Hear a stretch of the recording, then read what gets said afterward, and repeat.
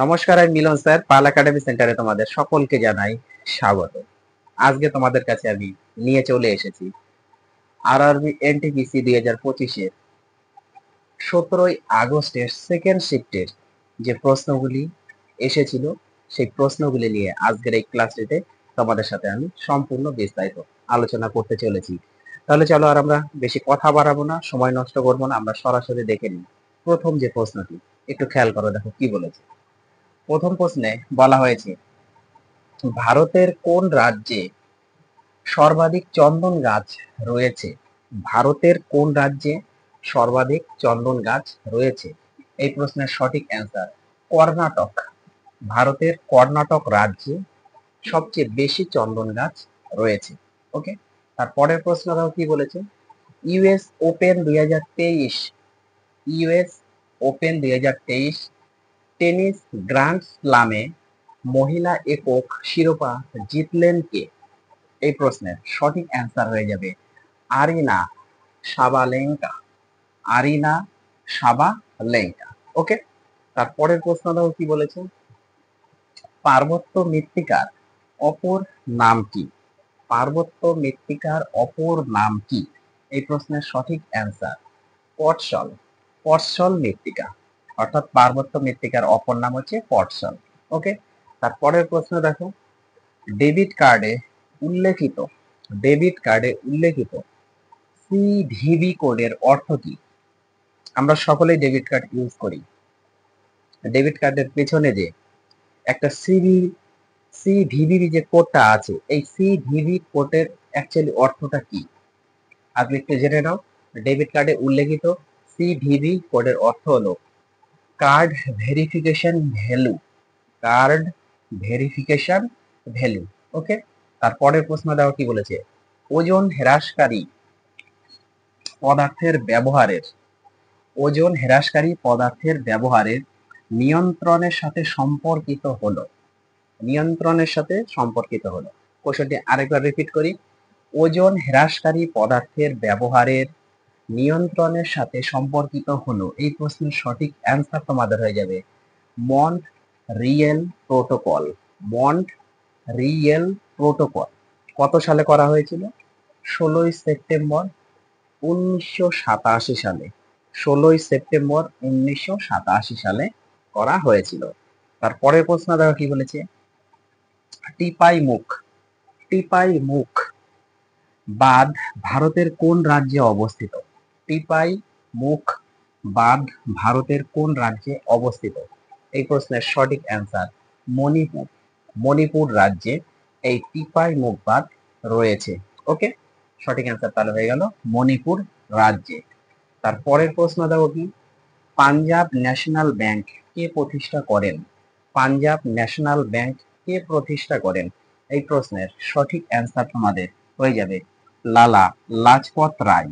Lala Lajpat Rai Punjab national bank প্রতিষ্ঠা করেন এবং কত সালে করেন? 1894 সালে।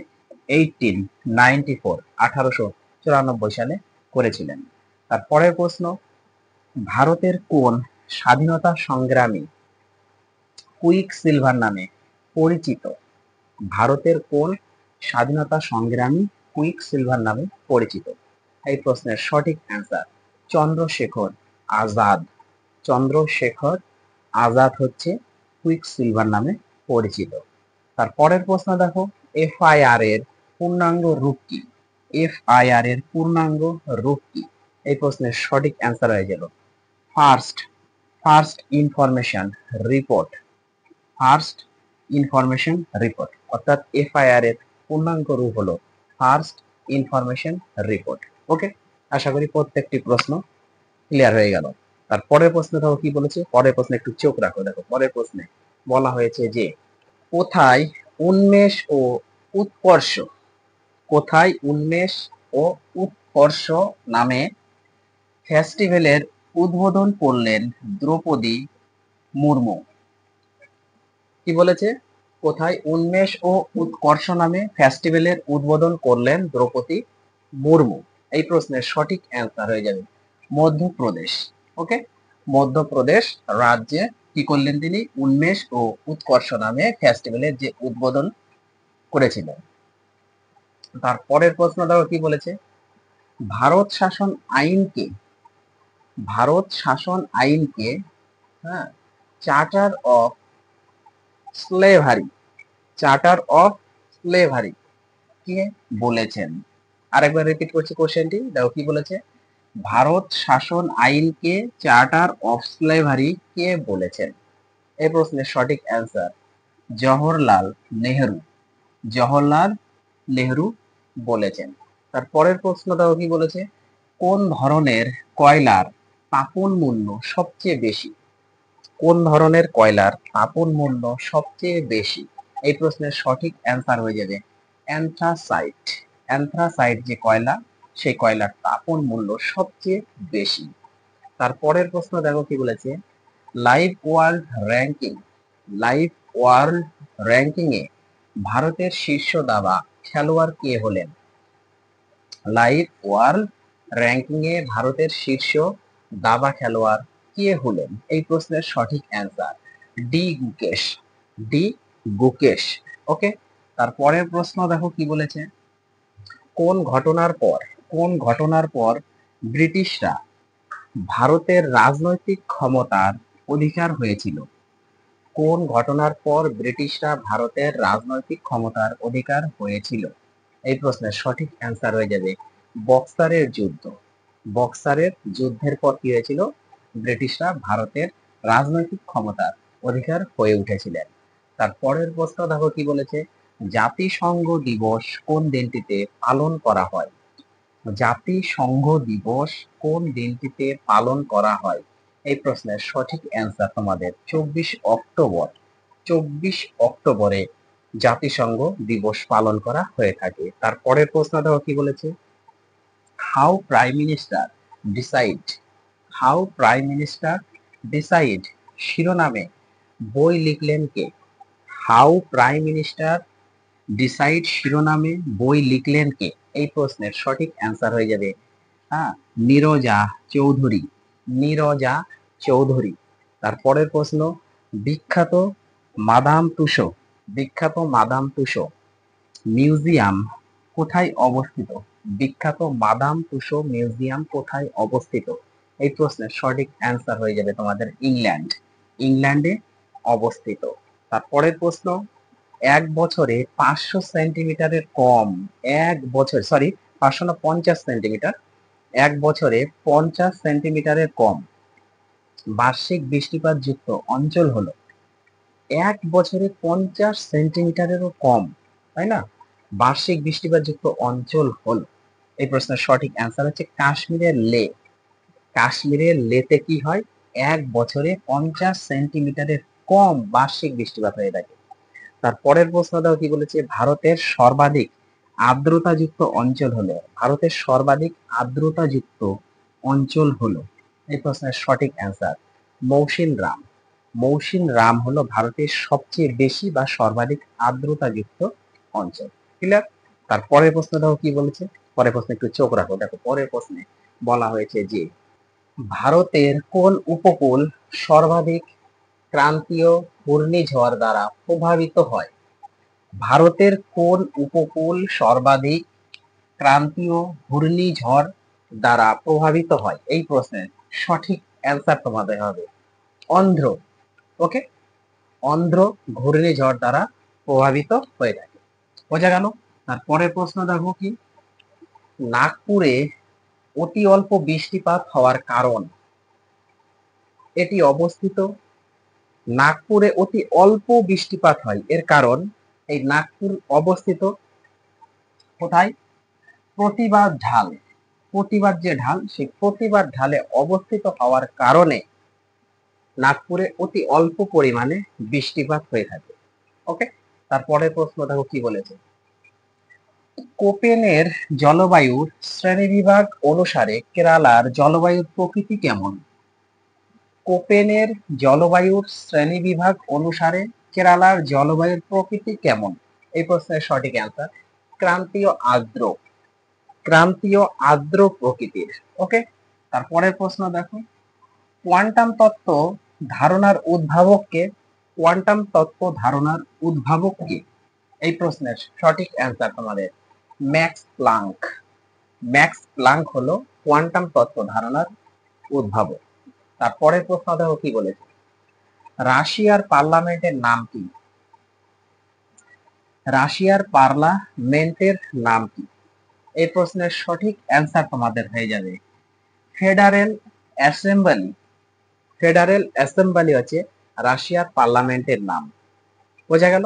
Federal assembly. এখান থেকে আমাদের আরেকটু জানতে হবে, রাশিয়ার যে উচ্চ কক্ষ আছে, পার্লামেন্টের উচ্চ কক্ষ, এই উচ্চ কক্ষকে বলা হচ্ছে federal council. Federation council. Federation council. আর নিম্ন কক্ষকে বলা হয় স্টেট ডুমা। নিম্ন কক্ষকে বলা হয় স্টেট ডুমা। তোমাদের এখান থেকে তিনটে প্রশ্ন কিন্তু মনে রাখতে হবে যে রাশিয়ার পার্লামেন্টের নাম হচ্ছে ফেডারেল অ্যাসেম্বলি এবং এর উচ্চ কক্ষকে বলা হয় ফেডারেশন কাউন্সিল এবং নিম্ন কক্ষকে বলা হয় স্টেট ডুমা। খুব ইম্পর্টেন্ট কোশ্চেনটি। তারপরের প্রশ্ন দেখো কি বলেছে, সতীশ ধাওয়ান মহাকাশ গবেষণা কেন্দ্র কোথায় অবস্থিত? সতীশ ধাওয়ান মহাকাশ গবেষণা কেন্দ্র কোথায় অবস্থিত?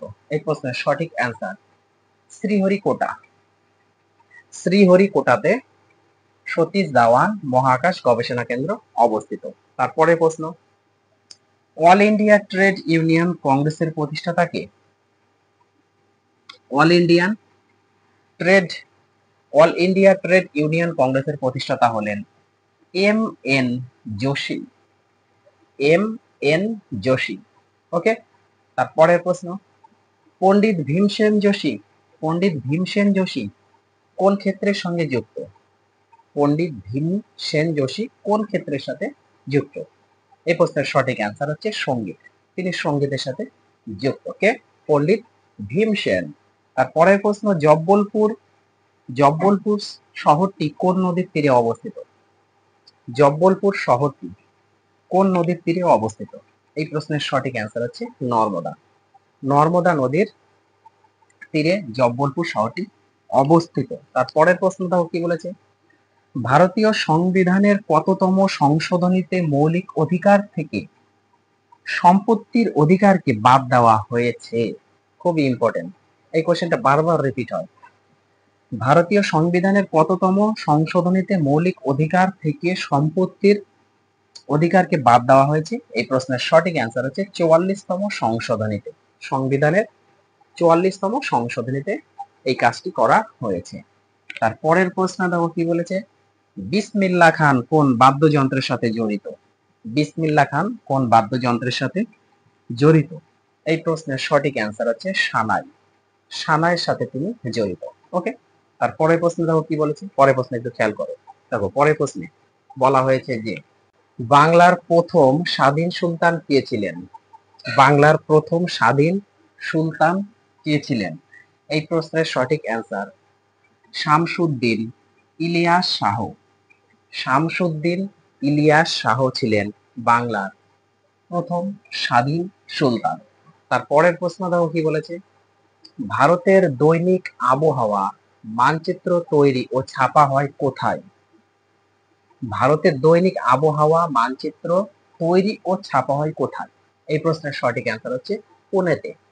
পুনেতে করা হয়। তারপরের প্রশ্ন, এসআই পদ্ধতিতে তাপমাত্রার একক কি? এসআই পদ্ধতিতে তাপমাত্রার একক কি? সঠিক অ্যান্সার হয়ে যাবে কেলভিন। এসআই পদ্ধতিতে তাপমাত্রার একক হচ্ছে কেলভিন। তারপরের প্রশ্ন, শিখদের পঞ্চ ককার, দেখো শিখদের পঞ্চ ককার ধারণ করার নির্দেশ কোন ধর্মগুরু দেন? আরেকবার রিপিট করি, শিখদের পঞ্চ ককার ধারণ করার নির্দেশ কোন ধর্মগুরু দেন? এই প্রশ্নের সঠিক অ্যান্সার গুরু গোবিন্দ সিং। গুরু গোবিন্দ সিং। ওকে। তারপরের প্রশ্ন দেখো কি বলেছে, পল্লব বংশের শ্রেষ্ঠ সম্রাট কে ছিলেন? পল্লব বংশের শ্রেষ্ঠ সম্রাট কে ছিলেন? এই প্রশ্নের সঠিক অ্যান্সার হয়ে যাবে নরসিংহ বর্মন। নরসিংহ বর্মন। অর্থাৎ পল্লব বংশের শ্রেষ্ঠ সম্রাট ছিলেন নরসিংহ বর্মন। ওকে। তারপরের প্রশ্ন দেখো কি, স্প্রিং কুলার মাধ্যমে বস্তুর কি পরিমাপ করা হয়? স্প্রিং তুলা যন্ত্রের মাধ্যমে বস্তুর কি পরিমাপ করা হয়? আশা করি এই প্রশ্নের অ্যান্সার তোমরা প্রত্যেকেই জানো। স্প্রিং তুলা যন্ত্র দিয়ে কি করা হয়? বস্তুর ভার মাপা হয়। তারপরের প্রশ্ন, কেন্দ্রীয় সরকারকে আইন বিষয়ক পরামর্শ দেওয়ার জন্য ভারতীয় সংবিধানে কোন পদটি তৈরি করা হয়েছে? দেখো কি বলেছে, কেন্দ্রীয় সরকারকে আইন বিষয়ক পরামর্শ দেওয়ার জন্য ভারতীয় সংবিধানে কোন পদটি তৈরি করা হয়েছে? এই প্রশ্নের সঠিক answer attorney general of India. Attorney general of India এই পদটি তৈরি করা হয়েছে।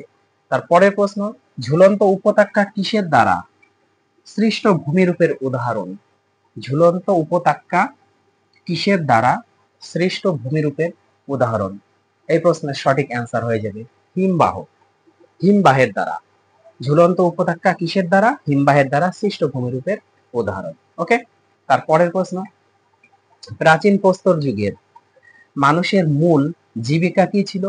প্রাচীন প্রস্তর যুগের মানুষের মূল জীবিকা কি ছিল? এই প্রশ্নের সঠিক অ্যান্সার শিকার করা এবং খাদ্য সংগ্রহ করা।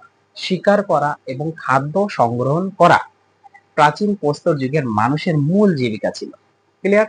তারপরের প্রশ্ন দেখো, মেগালিথ শব্দটি কোন সময়ের সাথে যুক্ত? মেগালিথ শব্দটি কোন সময়ের সাথে যুক্ত? তাহলে মেগালিথ শব্দটি কোন সময়ের সাথে যুক্ত? এই প্রশ্নের সঠিক অ্যান্সার নব্যপ্রস্তর যুগ। নব্যপ্রস্তর যুগের সাথে এই মেগালিথ শব্দটি সম্পর্কিত বা যুক্ত। ওকে, তারপরের প্রশ্ন দেখো কি বলেছে, পরের প্রশ্নে একটু চোখ রাখো। দেখো পরের প্রশ্নে বলা হয়েছে যে ভারতীয় উপমহাদেশে কৃষিকার্যের প্রমাণ পাওয়া যায় কোন স্থানে? ভারতীয় উপমহাদেশে কৃষিকার্যের প্রমাণ পাওয়া যায় কোন স্থানে? এই প্রশ্নের সঠিক অ্যান্সার হবে মেহেরগড়। মেহেরগড়ে পাওয়া গেছে। আজকের তোমাদের শেষ প্রশ্ন দেখো কি বলেছে, ভারতীয় প্রত্নতত্ত্বের জনক কাকে বলা হয়? ভারতীয় প্রত্নতত্ত্বের জনক কাকে বলা হয়? এই প্রশ্নের সঠিক অ্যান্সার তোমাদের আলেকজান্ডার কলিংহাম। আলেকজান্ডার কলিংহামকে ভারতীয় প্রত্নতত্ত্বের জনক বলা হয়ে থাকে। ওকে, তাহলে এই ছিল তোমাদের 17ই আগস্টের সেকেন্ড শিফটের যে প্রশ্নগুলি, সেই প্রশ্নগুলি তোমাদের সাথে আমি আলোচনা করলাম। তাহলে এই প্রশ্নগুলি তোমরা একটু রিভাইজ করো। আমি আবার আসবো পরবর্তী পার্ট নিয়ে। আজকের মতো এখানেই শেষ করছি।